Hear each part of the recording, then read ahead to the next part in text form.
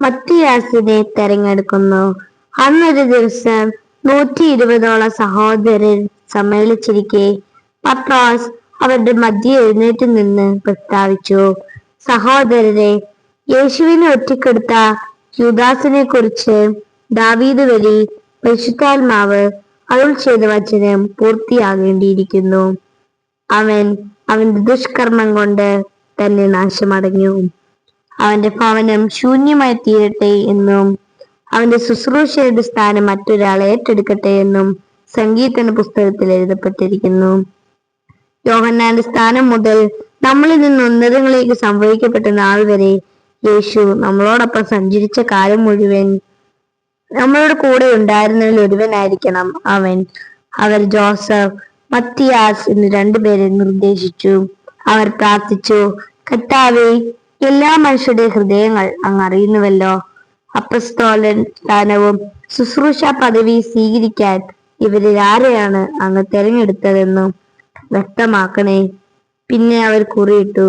മത്തിയാസിന് കുറി വീണു. 11 അപ്പോസ്തലന്മാരോട് കൂടെ അവൻ എണ്ണപ്പെടുകയും ചെയ്തു. പന്തക്കൊസ്ത ദിനം ശിഷ്യന്മാരെല്ലാം ഒരുമിച്ച് കൂടിയിരിക്കുകയായിരുന്നു. പെട്ടെന്ന് കൊടുങ്കാറ്റടിക്കുന്നത് പോലൊരു ശബ്ദം ആകാശത്തു നിന്നുണ്ടായി. അത് അവർ സമ്മേളിച്ചിരുന്ന വീട് മുഴുവനും നിറഞ്ഞു.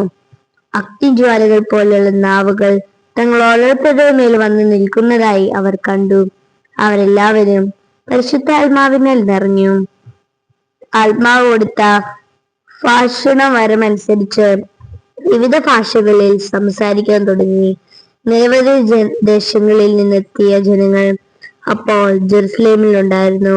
ആരവം കേട്ട് അവർ ഒരുമിച്ച് കൂടുകയും അപ്പസ്തോലന്മാർ തങ്ങൾ ഓരോരുത്തരുടെയും ഭാഷകളിൽ സംസാരിക്കുന്നത് കേട്ട് അത്ഭുതപ്പെടുകയും ചെയ്തു. ഇതിന്റെ എല്ലാം അർത്ഥം എന്ത് എന്ന് പരസ്പരം ചോദിച്ചുകൊണ്ട് ജനങ്ങൾ വിസ്മയിക്കുകയും പരിഭ്രമിക്കുകയും ചെയ്തു. പത്രോസിന്റെ പ്രസംഗം. പത്രോസ് പറഞ്ഞു, ഇസ്രായേൽ ജനങ്ങളെ, ഈ വാക്കുകൾ കേൾക്കുവിൻ. നിങ്ങൾക്കറിയാവുന്നതുപോലെ ദൈവം നസ്രായനായ യേശുവിനെ അവൻ വഴി നിങ്ങളുടെ ഇടയിൽ പ്രവർത്തിച്ച മഹത്തായ കാര്യങ്ങൾ കൊണ്ടും തന്റെ അത്ഭുത കൃത്യങ്ങളും അടയാളങ്ങളും കൊണ്ടും നിങ്ങൾക്ക് വെളിപ്പെടുത്തി തന്നു. അവൻ ദൈവത്തിന്റെ പദ്ധതി അനുസരിച്ച് നിങ്ങളുടെ കൈകളിൽ ഏൽപ്പിക്കപ്പെട്ടു. അധർമ്മികളുടെ കൈകളാൽ അവനെ നിങ്ങൾ കുരിശിൽ തറച്ചു കൊന്നു. എന്നാൽ ദൈവം അവനെ മൃത്യുപാശത്തിൽ നിന്ന് വിമുക്തനാക്കി ഉയർപ്പിച്ചു. കാരണം അവൻ മരണത്തിന്റെ പിടിയിൽ കഴിയുക അസാധ്യമായിരുന്നു. അവൻ വാഗ്ദാനം ചെയ്തതുപോലെ ദൈവം ഞങ്ങൾക്കുമേൽ പരിശുദ്ധാത്മാവിനെ വർഷിച്ചിരുന്നു. അതാണ് നിങ്ങളിപ്പോൾ കാണുകയും കേൾക്കുകയും ചെയ്യുന്നത്.